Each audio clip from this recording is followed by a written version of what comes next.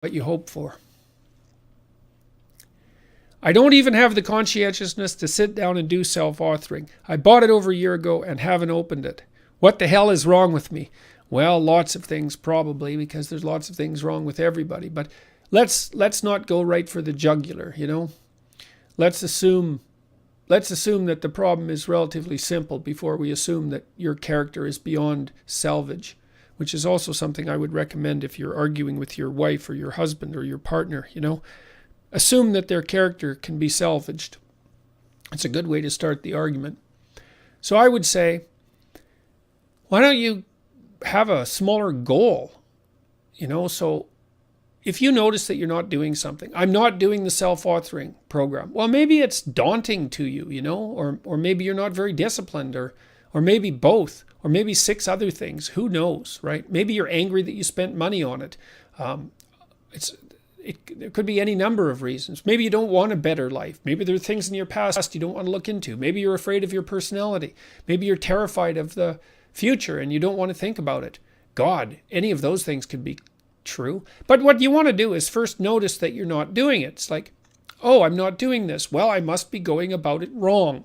Well, it's sort of the definition of wrong, right? If you're trying to do something and you're not doing it, then you're doing it wrong. That's for sure by your own definition. So let's say, well, if you're trying to do something difficult and you're not doing it, well, you could beat yourself with a stick until you do it, or you could hire someone else to do it, you know, metaphorically speaking, or even maybe really if you want to do it. But barring that, the next best thing is to aim at something lower. Obviously, you're too useless to do the self-authoring program. Okay. Ask yourself, sit on the edge of your bed and say, okay, I think I'd like to try this self-authoring program. Is there some step I could take towards that I would do? I would say, well, maybe you could think, well, what do I have to do to do it? Well, I have to find my username and password. Then I have to open the web. No, I have to turn on my computer. I have to look in my email. I have to find my username and password. I have to find the site. I have to open the site. Then I have to enter the username and password in. And then I have to start reading it. Okay, so then you think, you got to walk through it like it's a simulation. Which of those things are you unwilling to do? You can ask yourself, am I willing to go turn my computer on? Yes.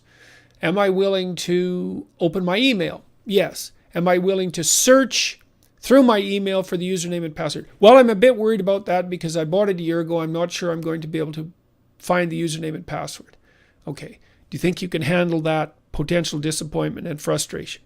Yes. I could do that for 10 minutes. Okay, you could always buy it again if you lost it, right? If you really want to do it. It's not that big a deal.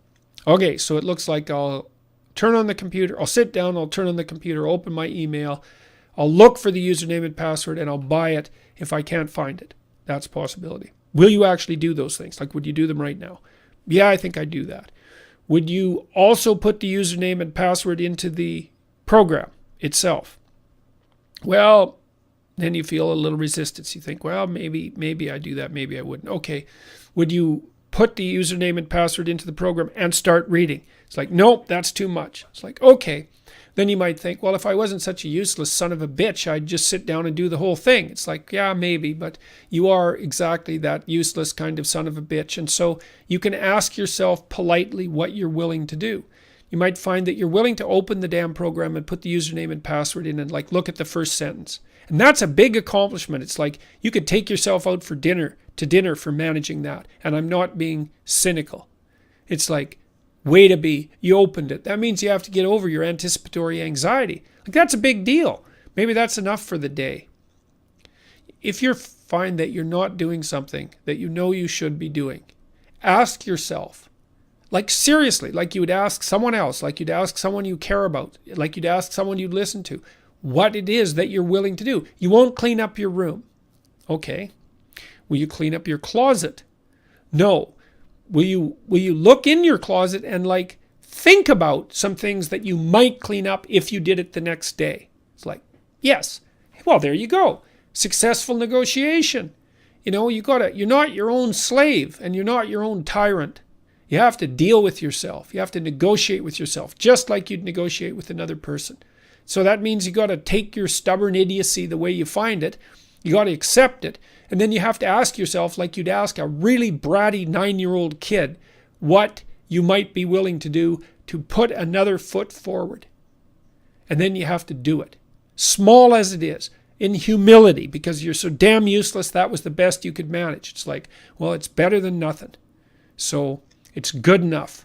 And if you do that every day, if you try that every day or every second day or once a week for that matter, if you allow yourself to genuinely step forward on a reasonably regular basis, you'll actually move forward. Even that will do the trick because the benefits will start to compound. So if you're not hitting what you're aiming at, aim lower.